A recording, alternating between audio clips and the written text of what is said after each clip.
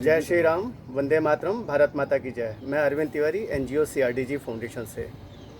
आज मेरे साथ डॉक्टर अनिल प्रकाश गोयल जी हैं। आप रसायन विज्ञान के अध्यापक रहे हैं दिल्ली विश्वविद्यालय के काफ़ी लंबे समय तक, और इनका संपर्क भारत की कई प्रमुख जानी पहचानी व्यक्तित्वों से रहा है। और आज हमारा जो इनसे वार्ता है वो पूरे विश्व में व्याप्त और राष्ट्र में व्याप्त कोरोना वायरस के ऊपर है। और इस समय हमारी सरकार कोरोना के टीकाकरण अभियान में लगी हुई है। साथ में जो अभी महामारी फिर से वापस फैल रही है, उस पे सरकार ने कुछ रोक और वो लगा रखे हैं पिछले गत वर्ष की भांति। तो अभी तक ये कोई सूचना नहीं है कि पूर्णतया लॉकडाउन है कि नहीं। तो हम इसी पे चर्चा करेंगे आज डॉक्टर अनिल प्रकाश गोयल जी से। अनिल प्रकाश जी, आपका बहुत बहुत धन्यवाद, आप हमारे संग आए। प्रणाम साहब। आप ये बताइए कि जो गत वर्ष कोरोना वायरस महामारी हुई पहली बार जब यह, तो आपका प्रथम उस पर प्रतिक्रिया क्या थी? बहुत साधारण सी बात है, प्राणी और बीमारी ये आपस में जुड़े हुए हैं। बीमार हो जाना कोई बड़ी बात नहीं, और प्राणी में कोई भी हो, मनुष्य हो, पशु पक्षी हो, फूल पौधे हों, पेड़ पत्ती हों, सब में कोई ना कोई बैक्टीरिया या वायरस जो हैं वो प्रभाव कर सकते हैं, करते रहते हैं। तो जब ये पहली बार हमने कोविड का सुना जिक्र, तो एक तो जिक्र हमारे पास जो आया वो थोड़ा रुक रुक कर आया। कोई बहुत अच्छा सा बताने वाला नहीं था कि क्या हुआ, कैसे हुआ और क्या होने की संभावना है। शायद सभी एक्सपेरिमेंटल वे में चल रहा था। लोग सोच रहे थे ये ठीक है, ये ठीक है, ये ठीक है। लेकिन मुझे थोड़ा सा तजुर्बा इस बात का था पहले भी। लोग बात तो करते हैं 1918 की, मैं उसकी बात तो नहीं करूँगा क्योंकि मैं उस वक्त था नहीं। लेकिन 1957 में भी एक पहली बार फ्लू आया था एशिया में, और उस वक्त भी प्रत्येक घर में प्रत्येक व्यक्ति को बड़ी मात्रा में फ्लू हुआ था। और उस वक्त भी काफ़ी लोगों का जान से हाथ धोने वाला का वाक़या बन गया था। लेकिन दो चार उपाय लोगों ने फिर भी किए। जो सबसे पुराना उपाय हमारा है, जिसे हम शुरू से सीखते आए हैं, वो है स्वच्छ रहना। उस उपाय को करते रहे। थोड़ा खाने पीने पे हमने देखभाल की, और थोड़ा बचाव भी किया कि जैसे जिसको फ्लू हुआ उसको अलग कमरे में लिटा दिया। तो लगभग वही सब तस्वीर हमारे मस्तिष्क में रही। तो इसलिए जब कोविड आया तो मन में विचार उठा कि वायरस वायरस ही होता है, नाम कोई भी ले ले, लेकिन उसके बारे में हमें दो तीन चीज़ अवश्य रखनी चाहिए। एक साफ़ सुथरा रहना, एक स्वस्थ भोजन का लेना, और थोड़ा सा आपस में इतनी दूरी बना के रखना कि कोई खांसी या छींके, जैसे बोलते हो कई बार मुँह से थूक के कुछ कण निकल आते हैं या छींकते वक्त कुछ कण निकल आते हैं, उनसे हम बच के रहें। तो उसका हम बचाव कर सकते हैं। और यही हमने अपने व्यक्तिगत जीवन में और अपने परिवार के अंदर हमने यही किया। लेकिन जो जानकारी आई वो काफ़ी फिल्टर होकर आई। हमको नहीं मालूम कि वायरस के बारे में जो जानकारी मिली है उसमें किसका अध्ययन है और कितना साहित्यिक अध्ययन उसमें सही है। कुछ लोग कुछ कह रहे, कुछ लोग कुछ कह रहे, कुछ लोग कुछ कह रहे। उसका क्या कारण हुआ कि जिसके मन में जो आया उसने वो लिख डाला। ये शायद इंटरनेट का प्रभाव होता है कि हर आदमी अपनी बात को कह बैठता है, और शायद ये देखने की कोशिश नहीं करता कि सामाजिक जो ढांचा हमारा है, जिसमें बड़ी मात्रा में लोग रहते हैं, जिसमें सब तरह के लोग रहते हैं, पढ़े लिखे भी, गाँव के भी, शहर के भी, बच्चे भी, बूढ़े भी, और थोड़े थोड़े अधिक विद्वान भी, और थोड़े थोड़े समस्या से दूर रहने वाले भी। तो सबके विचार सुनते रहे, लेकिन कोई फ़ायदा हमको उसका ज़्यादा नहीं मिल पाया। लेकिन जब बात भी उभरी बीच में, तो वो ये उभरी कि भाई मुंह पे मास्क लगाइए, और मास्क लगाने के बाद थोड़ा सा फासला रखिए। फिर उसके बाद में एक स्वाभाविक है कि अगर थोड़ा सा जब इस तरह से महामारी फैलने की संभावना हो या फैल रही हो, तो हमें थोड़ा सा अपना रोज़मर्रा के जो कार्यकलाप हैं उनमें आवश्यक रख के, बाकी अनावश्यक को हम थोड़ा अगर समय के लिए टाल सकें तो टाल दें। और इन्हीं तीन के कारण हमारे देश में इस चीज़ का प्रभाव थोड़ा कम पड़ा। लेकिन एक बात मैं और कहना चाहूँगा यहाँ पर, प्रभाव पड़ने का ना पड़ने का बहुत बड़ा कारण क्या होता है, आपका मानसिक और शारीरिक रूप से स्वस्थ रहना, जिसमें हम लोग शायद एशिया में काफ़ी मजबूत हैं कि हमें आसानी से हमारे मन को कोई विचलित नहीं करता, और हमारे शरीर को भी कोई आसानी से प्रभावित नहीं करता। इस वजह से हमारे देश में ये बीमारी महामारी का रूप तो लिया, लेकिन उस मात्रा में नहीं पहुंच सके हम नुकसान के तौर पर, जो कि दूसरे अन्य देश वहाँ पर पहुँच गए थे। डॉक्टर साहब ने अभी बहुत अच्छी बात की कि हमारी जो भारतीय मूल के लोगों की मानसिक और शारीरिक स्थिति है, हो सकता है कि प्रथम दृष्टया देखने में उतनी सशक्त न दिखते हों, लेकिन हमारी जो सीख है और हमारा जो अतीत के जो हमारे बुज़ुर्गों के जो ज्ञान है, उससे जो हम लोग प्राप्त करते हैं, संभवतः ये उसके कारण है। तो मैं डॉक्टर साहब से इसी पे एक प्रश्न करना चाहता हूँ अभी, कि एक नई बात अचानक उठी है। क्या यह सब हमारी सनातनी संस्कृति और वेदों के परिणाम जो श्रुति और इससे चले आ रहे हैं, उसके परिणाम स्वरूप तो नहीं हैं?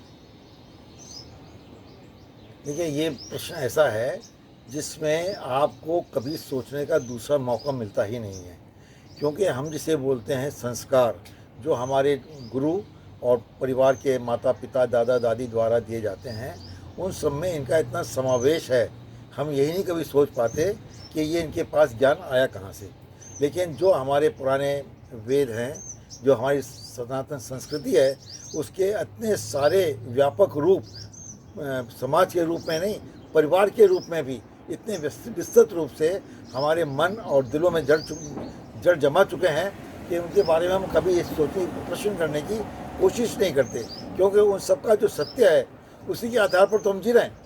अगर मैं उदाहरण के लिए आपसे कहूँ कि हम खाने में कभी प्रयोग नहीं करते, हमें बताया गया कि आप दही खाइए, शाम को मत खाइए, हमें बताया कि आप हल्दी खाइए, हमें बताया कि आप काली मिर्च खाइए, हमें बताया कि आप अदरक खाइए, हमें बताया गया कि जिस जैसा मौसम हो उस मौसम का आप फल खाइए। तो देखिए, ये सारा ज्ञान हमारे पास इतना ज़्यादा मिल जाता है मुफ्त में हमको कि हम कभी सोच नहीं पाते कि सोच पाएँ कि ये सब क्यों हो रहा है और कैसे हो रहा है, और उसका हमें हमेशा लाभ होता है। ऐसा कभी नहीं हुआ कि हमने मौसम का फल खाया और बीमार पड़ गए हों। ऐसा कभी नहीं हुआ कि हमने हल्दी, सौंफ, इलायची या लौंग का सेवन किया हो और बीमार पड़ गए हों। तो इससे हम सब जो हमारा ये सनातन संस्कृति का जो ज्ञान है, इस ज्ञान के आधार पर हम कभी प्रश्न नहीं करते और इसको जुआ तू ही स्वीकार करके और अपने जीवन को चलाते रहते हैं। अच्छा डॉक्टर साहब, अभी जो आपसे चर्चा करने से और काफ़ी संपर्क में रहने से जो हमारी जानकारी है कि आपकी आयु 80 के पास आप पहुंच रहे हैं, 80 वर्ष के होने जा रहे हैं, और इतने लंबे अनुभव में कोविड से पहले आपने बताया, आज से लगभग 63 वर्ष पूर्व सन 57 में आपने एक फ्लू नाम की महामारी देखी थी। 57 से लेकर के अभी तक आपके प्राकृतिक आपदाओं, विशेषतः शारीरिक बीमारियों को लेकर के आपने एक लंबा समय देखा, उस पर कुछ कहना चाहेंगे? मैं यहाँ बहुत स्पष्ट रूप से एक बात कहना चाहता हूँ, जो मेरा व्यक्तिगत सोच है और मैं समझता हूँ ये सोच बहुत सच है। प्रकृति ने हमको जहाँ जन्म दिया, वहाँ स्थान पर गंगा और जमुना बहती है। ये कितना हमारा समझिए बड़ों का आशीर्वाद, और बड़ों के आशीर्वाद की वजह से हमारे उनको फ़ायदा हुआ कि हम उस स्थान पर पैदा हुए जहाँ गंगा और जमुना बहती है। इस स्थान पर जितना चाहे इतिहास को कुरेद लें, न कभी अतिवृष्टि हुई, न अनावृष्टि हुई, और न ही कभी सूखा पड़ा। इस कारण हमें अच्छा स्वास्थ्य, अच्छे विचार और अच्छी शिक्षा आसानी से उपलब्ध हो गई, क्योंकि जब वातावरण अच्छा होता है तो बहुत सारी चीज़ें यूँ ही मिल जाती हैं, जिसके कारण आज तक हम शरीर से भी स्वस्थ हैं और मन से भी स्वस्थ हैं। और हमारे पास जो भोजन में तरह तरह की चीज़ें यहाँ प्रकृति हमको देती है, हर वर्ष देती है, हर मौसम में देती है, उसका उपयोग करने के कारण हम स्वस्थ रहते हैं। तो यहाँ कभी महामारी आएगी ऐसा हम सोच नहीं सकते। और मैं अभी फिर कहता हूँ कि अगर हम वास्तव में देखें तो हमारा जो ये गंगा जमुना का इलाका है, यहाँ महामारी आज भी उतनी तेज़ नज़र नहीं आ रही जितनी तेज़ विश्व के या दूसरे देशों के अलग अलग भागों में देखी है। डॉक्टर साहब, आपकी बातों से यह चीज़ तो स्पष्ट होती जा रही है कि जो हमारा भारतवर्ष की जलवायु और प्राकृतिक संपदा और ये सब चीज़ें हैं, वो प्रकृति के अनुरूप अगर इसका पालन किया जाए तो हम स्वस्थ रह सकते हैं। अगला प्रश्न आपसे ये है कि अभी सरकार ने विश्व में काफ़ी तेज़ी से एक अलग पहचान बनाई है वैक्सीन के रूप में, और वैक्सीन के रूप में एक नई वैश्विक सोच दी है कि जो राष्ट्र जो इतनी बड़ी जनसंख्या और जिसको कभी पिछड़ा समझा जाता था, उसने एक नई क्रांति करके दिखाई है। पहले मैं सिर्फ इसी पे आपके विचार जानना चाहूँगा। हमको पिछड़ा मानना, मानने वालों की शायद समझ कम है। ये ही वो देश है जिसमें बहुत पहले से अंतरिक्ष के बारे में न जाने कितना ज्ञान हमने विश्व में बखेर दिया। और जैसे कि पूरा पश्चिम जो एक चलचित्र आया था, उसमें गाना था जीरो दिया भारत ने तो दुनिया को गिनती आई।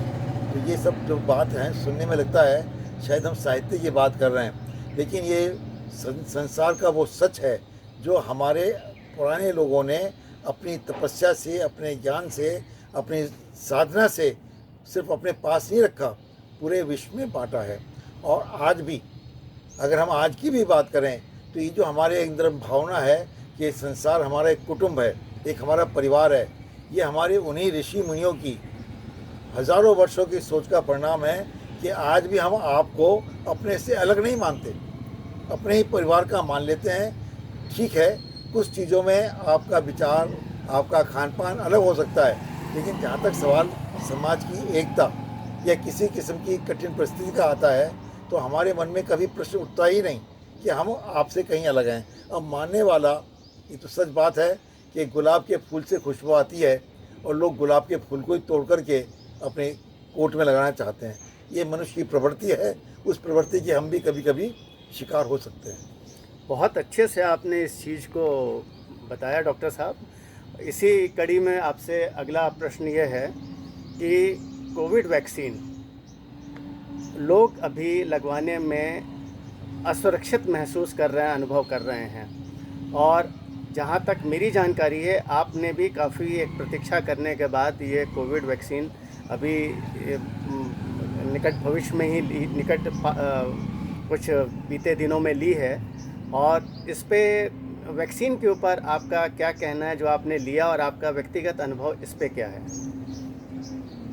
देखिए, व्यक्तिगत सोच के बारे में आपसे कहूँगा मैं, न जाने क्यों हमारे मन में सोच है कि पहले बुज़ुर्गों को, बुज़ुर्ग कोई शब्द नहीं होता, जो आदमी शरीर से या मन से कमज़ोर हो जाता है वो किसी भी आयु का हो, उसको हम अगर बुज़ुर्ग मान लें तो गलत नहीं है। स्वस्थ है शरीर से मन से, वो हमेशा स्वस्थ जो है वो हमेशा यंग है, नौजवान है।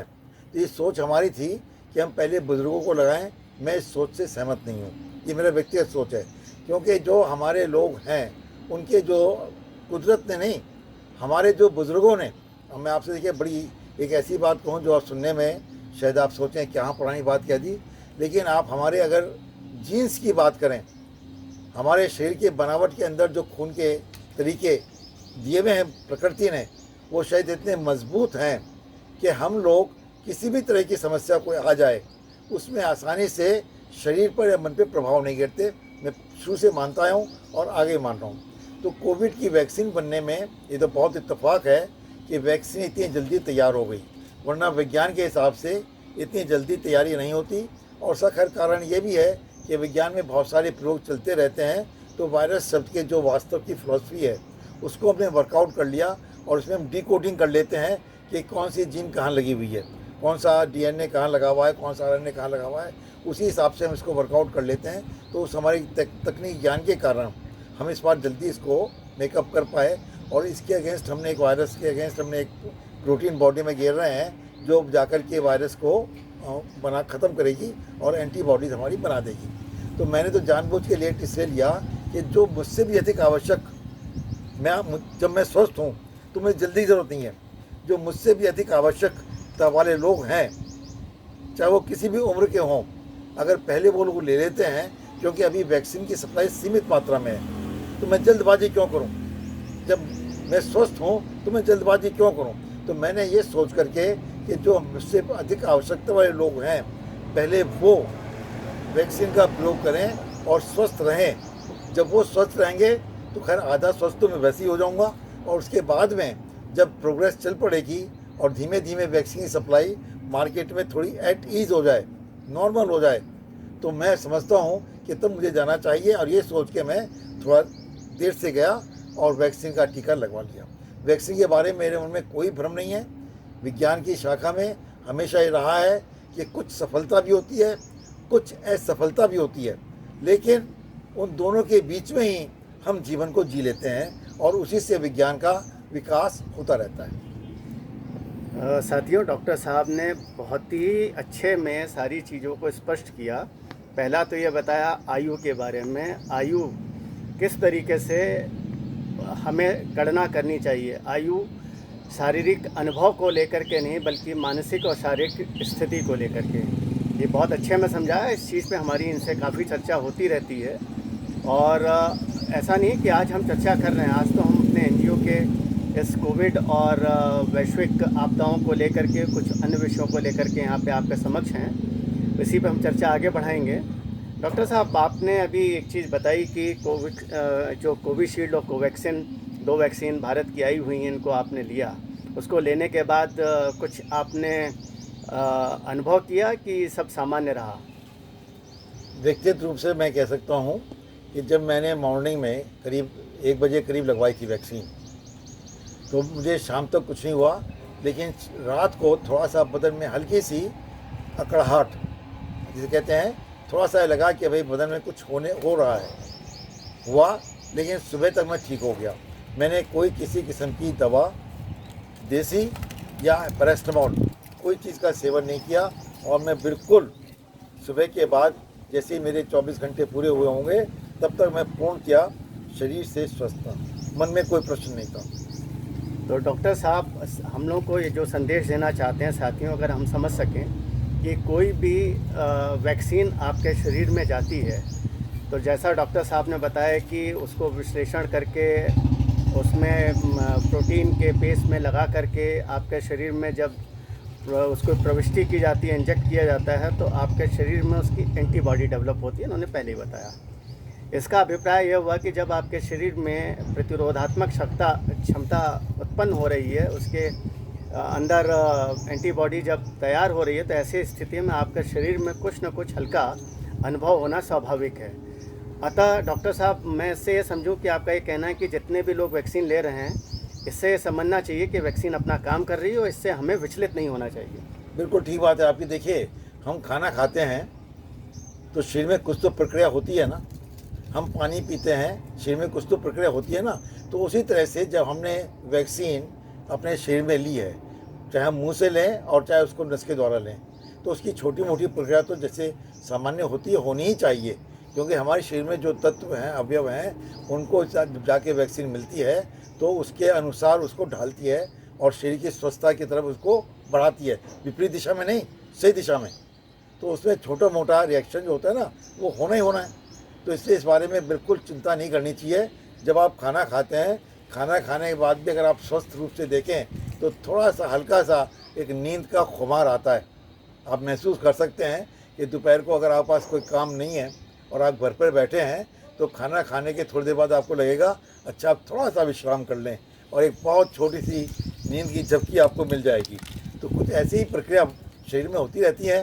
तो मुझे ऐसा कुछ महसूस नहीं हुआ जो बहुत उल्लेखनीय, और शायद ज़्यादा लोगों को होगा भी नहीं, क्योंकि बहुत सामान्य प्रक्रिया है, होती रहती है, और अगर हम ना सोचें इस बारे में तो हमें पता भी नहीं चलेगा। देखिए साथियों, फिर एक बार वही चीज़ स्पष्ट होती है, शिक्षा और ज्ञान। डॉक्टर साहब ने ज्ञान की बात की, शिक्षा की नहीं की। इस पे साक्षरता की, शिक्षा की। ज्ञान और शिक्षा में थोड़ा सा अंतर है, उस पर कभी और चर्चा करेंगे डॉक्टर साहब के संग। आज मैं इसी चीज़ को आगे बढ़ाते हुए कहना चाहता हूँ, डॉक्टर साहब ने कितने अच्छे में कहा कि जब भी आप खाना खाते हैं तो आपके शरीर में आलस आता है। आलस का कारण डॉक्टर साहब ने नहीं बताया, वो बता सकते हैं, क्या है कि इनसे चर्चा होती रहती है। उसका कारण है हमारे शरीर की जितनी भी एंजाइम्स हैं और खून का प्रवाह है, पेट की तरफ पहुंच जाता है, भोजन को पचाने में सहायक करता है, तो बाकी अंग शिथिल हो जाते हैं। इसीलिए हमारे वेदों में भोजन के उपरांत एक थोड़े से अल्प आराम के लिए बोला गया है। तो ये हमारी सनातनी संस्कृति है और डॉक्टर साहब इसकी एक 80 वर्षीय धरोहर है हमारे समक्ष।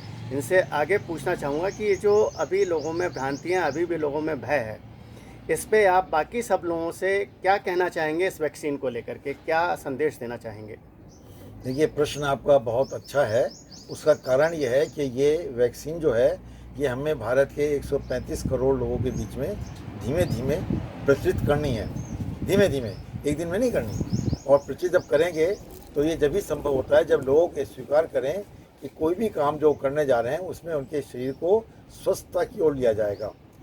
तो इसलिए इस बारे में जितनी भ्रांति हैं वो भ्रांति हमें समझा बुझा करके शिक्षा के माध्यम से, ज्ञान के माध्यम से, व्यवहारिक माध्यम से और छोटी छोटी गोष्ठी करके 10-20 लोग बीच में बैठ जाएं। जो प्रश्न है, स्वाभाविक है प्रश्न होना, अनजान आदमी को प्रश्न करने की इच्छा होती है। आप सड़क पे जा रहे हैं, आपको रास्ता नहीं मालूम, तो आप पूछेंगे ना भैया वो मकान कहाँ पर है, वो एड्रेस कहाँ पर है, तो बड़ा स्वाभाविक प्रश्न होता है ये।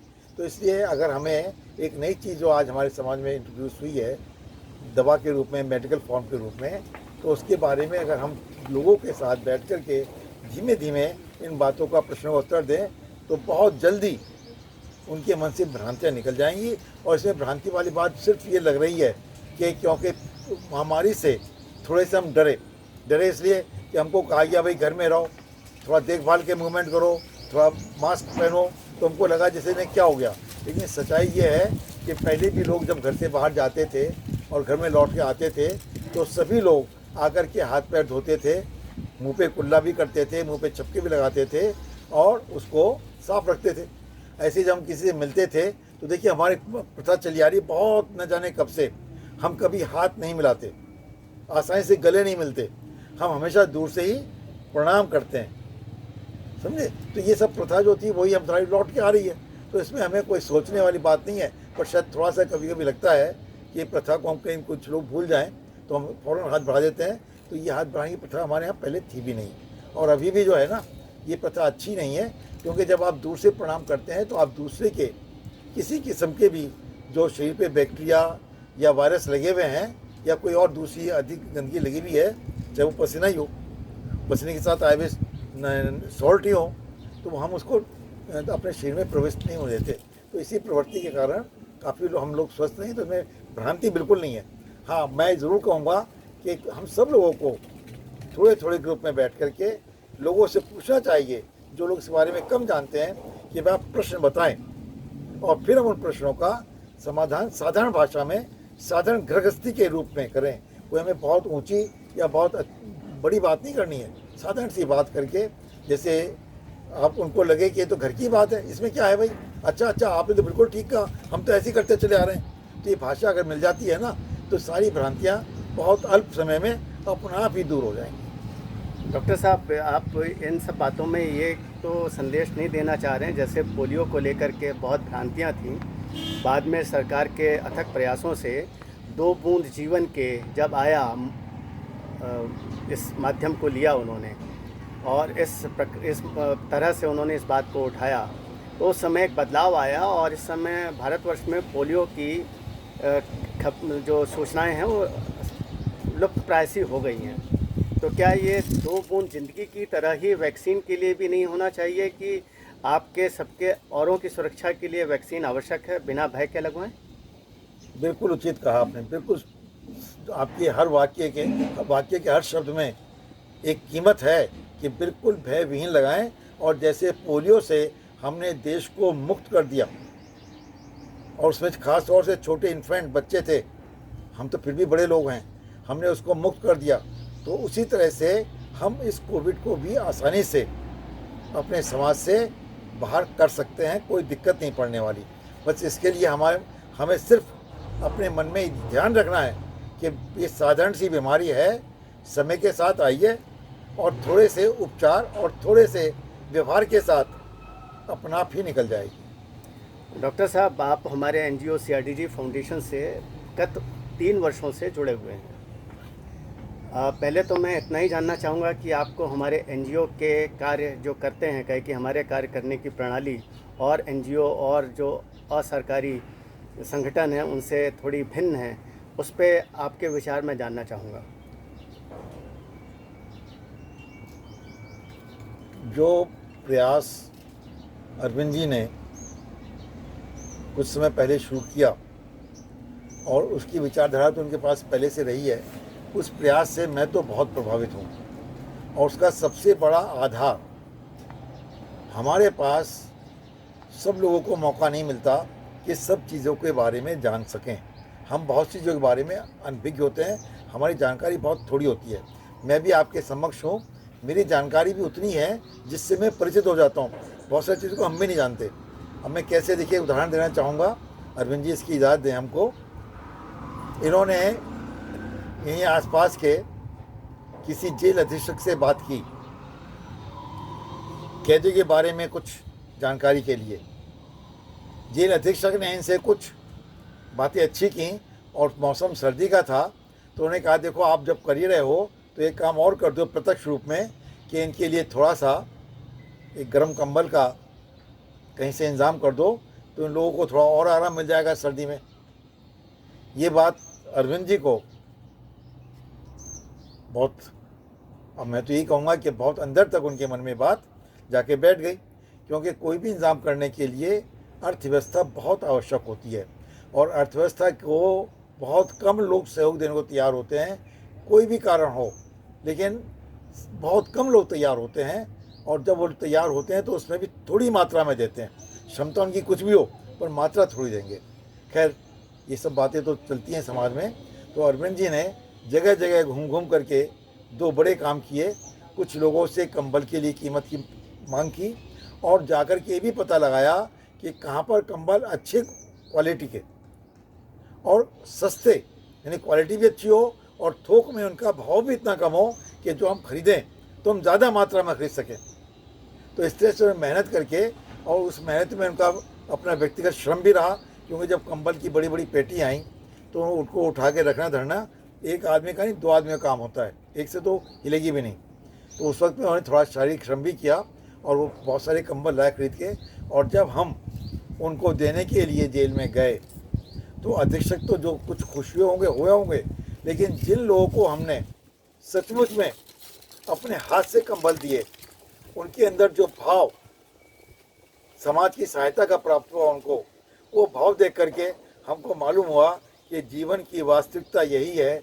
कोई कैदी नहीं होता, किसी कारण से भूल हो जाती है और सरकारी प्रक्रिया में हम सज़ा दे बैठते हैं, लेकिन मन में उसके यही होता है कि अगर कोई इसके लिए उपकार कर रहा है, कोई इसके काम आ रहा है, कोई इसके साथ 2 मिनट बैठ के बात कर रहा है, तो उसके मन में वही मानवता जागृत हो जाती है जिसका उस दिन हमने अपने जीवन में पहली बार इतनी नज़दीकी से अनुभव भी किया। और हमें मालूम हुआ कि ये लोग किसी कारणवश फंस गए, लेकिन आज भी इनके अंदर वही मानवता और वही सामाजिक व्यवहार है जो इनके यहाँ जब यहाँ से पहले था। तो इसमें उदाहरण एक छोटा सा इसलिए दिया कि इन्होंने इस तरह का एक अनथक प्रयास करके भी कुछ लोगों को दिया। हालांकि गिनती कितनी बड़ी हो आप सबको पूरा नहीं कर सकते, लेकिन जैसे कहते हैं ना कि भाई जो आ जाए उसको आधी रोटी बांट लो, तो वही काम अरविंद जी ने अपनी संस्था के अंतर्गत किया। और अब भी जो एक बहुत अच्छा काम इन्होंने लिया हुआ है, ये बुज़ुर्गों की देखभाल के लिए भी कहीं ना कहीं कोई ना कोई काम करते रहते हैं। और उससे कम से कम फिर देखिए प्रेम ही बात आती है। आप कितने भी समर्थ हों, कितने भी अच्छे हों, लेकिन कहीं जब मन में या शरीर में कमज़ोरी आती है तो कोई इस वक्त आपको मरहम का फाया लगा दे मन पर या शरीर पर, तो मन में बहुत शांति आ जाती है, मन में बहुत स्थिरता आ जाती है।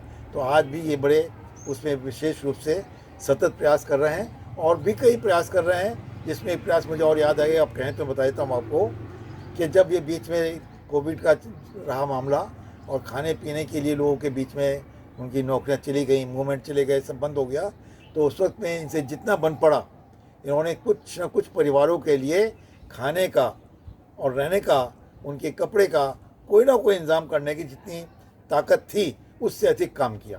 तो ये इनकी मैं तारीफ़ नहीं कर रहा हूँ, ये संस्था के साथ होने वाले व्यवहार के अंदर जो लोगों का योगदान रहा और संस्था ने जो लोगों के बीच में अपनी पहुंच बनाने की कोशिश की, मैं उसके बारे में आपको 2-4 ये व्यक्तिगत साधारण सी बात कहने का प्रयास किया है। साथियों, डॉक्टर साहब का हृदय बड़ा विशाल है और ये हमारे असरकारी, जो कि हम इसको इस तरीके से कहते हैं असरकारी संस्था, हम इसको असरकारी संस्था के रूप में स्थापित करना चाहते हैं। और साथियों, इस पर मैं आप लोगों से इतना ही कहना चाहता हूं कि डॉक्टर साहब का सहयोग आर्थिक, शारीरिक, मानसिक हर प्रकार से इनका सहयोग हमें मिलता रहता है और ये कभी भी उस सहयोग से पीछे नहीं हटते हैं। और इनका एक बड़ी अजीब सी बात है, इनकी अनुमति से मैं बोल रहा हूँ। ये कहीं पे भी जाते हैं, कोई सहयोग करते हैं तो इनका ये व्यक्तिगत मानना है, दाएं हाथ को बाएं हाथ के सहयोग के काम के बारे में पता नहीं होना चाहिए। डॉक्टर साहब, इसी पे मैं आपसे ये पूछना चाहता हूँ आपकी अनुमति से, आप इस विचार को किस तरीके से लोगों के बीच में बांटना चाहते हैं और किस तरीके से इसको साझा करना चाहते हैं? देखिए, आपने बहुत बहुत चर्चित बात को साधारण शब्दों में कह दिया कि दाएं हाथ को बाएं हाथ का पता ना हो। ये मैंने कैसे सीखा? एक दफ़े मैं ब्लड कैंप में गया था, जब ब्लड डोनेशन होता है, कैंप में गया था, तो मैं देख रहा था कि जब ब्लड डोनेशन करने वाले लोग आते हैं वो बड़े सात्विक मन से आते हैं कि हमारा खून जो आप ले रहे हैं वो किसी अच्छे काम में ही प्रयोग होगा। वह कोई प्रश्न नहीं करता कि आप इस खून का दुरुपयोग भी करेंगे। और ये सब होता है रेड क्रॉस के माध्यम से, अस्पताल के माध्यम से। तो वहाँ मैंने देखा कि एक्स का खून किसके पास जाएगा नहीं किसी को मालूम, किसका खून किसके पास आया ये भी किसी को नहीं मालूम। तो वहाँ मैंने सीखा कि हम कोई भी काम करें इस बात को भूल जाएं कि दाएं हाथ को बाएं हाथ की खबर हो, तभी आप निर्मल मन से काम कर सकते हैं। अगर मन में स्वार्थ आ गया कि मेरे इस काम करने से इसका फ़ायदा हो रहा है, तो मैं कहीं ना कहीं मन में विकार ला करके अहंकार में आ जाऊंगा। तो मुझे उस ब्लड कैंप से ये बात समझ में आई कि किसका खून किसको जा रहा है, किसका खून किसके पास से आया है, ये प्रश्न बनता ही नहीं है। देने वाला भी खुश और लेने वाला भी खुश। देखिए साथियों, इसीलिए मैं हमेशा से कहता आया हूँ कि शिक्षा और ज्ञान दोनों कितने अलग अलग हो जाते हैं। जब आप उसकी अनुभूति करते हैं, जो शिक्षा मिली हो उसको आत्मसात करते हैं, वही ज्ञान बन जाता है। और डॉक्टर साहब से मेरी तो चर्चा होती रहती है। डॉक्टर साहब यहीं ग्रेटर नोएडा में स्थित एक आइकॉन अपार्टमेंट के एक फ्लैट में रहते हैं अपने परिवार के संग। थोड़ी सी बात हम इनके परिवार के ऊपर वो बातें करेंगे जो आप लोगों को जाननी आवश्यक है। आपकी पत्नी भी शिक्षिका रही हैं, तो ऐसे में आप लोगों की मनोस्थिति घर में क्या रहती है? मैं तो भाई यही कहना चाहूँगा बड़े स्पष्ट शब्दों से कि ये सब हमें जो मिला है ये हमारे दादा दादी माता पिता के आशीर्वाद का और उनकी कर्मठता का ही परिणाम है। और उसी आशीर्वाद के कारण हमको एक ऐसे जीवन साथी का साथ मिल गया जो मेरी अपनी विचारधारा से भी ज़्यादा कहीं उन्नत विचारधारा रखती हैं। और ये आप जो मैं कह रहा हूँ बड़ा ध्यान सुन लीजिए कि कहने को हम कहते हैं जी जीवन गृहस्थी में गाड़ी के दो पहिए होते हैं, लेकिन दोनों पहियों का समरस होना बहुत आवश्यक है। पहिए तो जिसे किसने कहा ना कि ट्रैक्टर के भी होते हैं भाई, एक पहिया छोटा तो एक पहिया बड़ा, तो वो तो खैर एक चुटकुला बन जाता है, तो हम वो बात नहीं कर रहे। तो इसके लिए हम तो भाई सबसे पहले यही कहना चाहेंगे एक ही लाइन में कि हमारे बड़ों का जो आशीर्वाद है वो हमको मिला, जिसके कारण आज तक हम स्वस्थ मन से और शरीर से चले आ रहे हैं। आवश्यकता कितनी है और कैसे होती है इसके बारे में हम कभी सोचने की ज़रूरत नहीं पड़ती, क्योंकि बड़ों के आशीर्वाद से जब भूख लगती है तो लोग कहते हैं 2 जून की रोटी। मैं तो ये कहना चाहूँगा भैया, मुझे तो सरकारी नियम के मातहत 1 माह की रोटी एडवांस में मिल जाती है। डॉक्टर साहब बहुत सी चीज़ों को बहुत ही सूक्ष्म रूप से कहते हैं, जिसके अर्थ बहुत वृहद होते हैं। इस पर हम और आगे चर्चा करेंगे। आज के लिए खाली जितनी आज हमारी चर्चा हुई डॉक्टर साहब की अनुमति से, डॉक्टर साहब कुछ और कहना चाहते हैं। पहले डॉक्टर साहब की एक बात और हम कुछ बातें और सुन लें। कहे कि ये ज्ञान का भंडार है, इस अवसर को मैं नहीं खोना चाहता हूँ और आप लोग भी इसको ध्यान से सुनें। अभी हमने बात करते करते पोलियो की बात की थी। पोलियो के बीच में जो हम बात कर रहे थे तो उस वक्त में बहुत अच्छा वातावरण जो हमारे समाज में बना था, और वो ये बना था कि पोलियो ड्रॉप्स के डिस्ट्रीब्यूशन के लिए हमने समाज के सभी हिस्सों को अपने साथ, अब उसमें सरकार का रोल दिया, सरकार ने अपने साथ जोड़ लिया और हम उन सब जगह पहुंच गए जो आसानी से कोई एक संस्था नहीं जा सकती। क्योंकि जब 10 संस्था हैं तो उनके कार्य करने का क्षेत्र भी 10 जगह हो जाएगा। 10 तरह के लोगों से उनकी मुलाकात होती है, उठ बैठ होती है। तो अगर हम वैक्सीन के बारे में भी अभी कहना चाहता हूँ मैं कि हम अपने मन से भय निकाल करके और समय के साथ साथ धीमे धीमे जो ही वैक्सीन का उत्पादन बढ़ता है और थोड़ा सा सामान्य प्रक्रिया आने लगती है, तो हमको ये चाहिए कि वैक्सीन को भी हम सभी संस्थाओं के अंतर्गत, जिसे हम एनजीओ भी कह सकते हैं, स्कूल भी कह सकते हैं और भी कोई संस्था कह सकते हैं, संस्थाओं के अंतर्गत उसका अगर हम समाज में, ये लगातार चलने वाली प्रक्रिया है, अगर उसका हम वितरण करते रहेंगे तो हमारे समाज में स्वस्थ रहने की संभावनाएं 100% ही रहेंगी, ऐसा मेरा विचार है। डॉक्टर साहब ने फिर देखिए अपने नाम और काम के अनुरूप बहुत ही सूक्ष्मता में बड़ी बृहद बात कह दी है। साथियों, मैं खाली इनकी सारी बातों का निचोड़ जो समझ पाया हूँ, डॉक्टर साहब का जो कहना अंतिम बिंदु से अगर प्रारंभ करें, डॉक्टर साहब का ये कहना है साथियों कि जैसे ही इस वैक्सीन की उपलब्धता सब जगह होती है तो इसकी उपलब्धता घर घर तक पहुंचाने की व्यवस्था चाहे सरकारी चाहे असरकारी संस्थाओं के द्वारा या कुछ और शिक्षण संस्थाओं के माध्यम से की जा सकती, तो उस पर आज ही से चिंतन मनन करना और उस पर क्रियान्वयन करना प्रारंभ कर देना चाहिए। पहला तो संदेश डॉक्टर साहब ने ये दिया है। दूसरा ये कि सभी लोग जिनको भी अब अवसर मिल रहा है और जा कर के वैक्सीन लगवा सकते हैं, वैक्सीन अवश्य लगवाएं। तीसरा, अपने मानसिक और शारीरिक भय को हर प्रकार से दूर कर दें, कहे कि जब भी वैक्सीन किसी भी काल और समय में, बचपन से अभी तक छोटे बच्चों को भी हम लोग लगवाते हैं, थोड़ा सा बुखार या शरीर में विचलन या कुछ न कुछ पीड़ा, कुछ न कुछ अनुभव होता है, ये अपने आप में इंगित करता है कि वैक्सीन आपके शरीर में काम कर रही है। तो आप उससे अपने को विचलित ना करें और वो परेशान ना हों। साथ ही साथ साथियों, डॉक्टर साहब ने यह भी बड़े अच्छे में बताया कि जो महामारी है और हमारी सनातनी संस्कृति की सीखें हैं कि हम एक आवश्यक दूरी और सावधानी और घर के जो घरेलू नुस्खे हैं वो उपचार नहीं हैं, लेकिन आपके बचाव हैं, उसको लेते रहें। और इन्हीं सब चीज़ों के साथ डॉक्टर साहब आपने अपना बहुमूल्य समय हमें दिया, ज्ञान के सागर हैं आप। आगे हम इसी एक अगले विषय पे संभवतः शिक्षा पे हम आपसे कई बार चर्चा करते रहें, उस पर एक आपसे अपनी वार्ता रखेंगे और सभी लोगों के संग साझा करेंगे। तब तक के लिए आप सभी से भारत माता की जय, वंदे मातरम, जय श्री राम।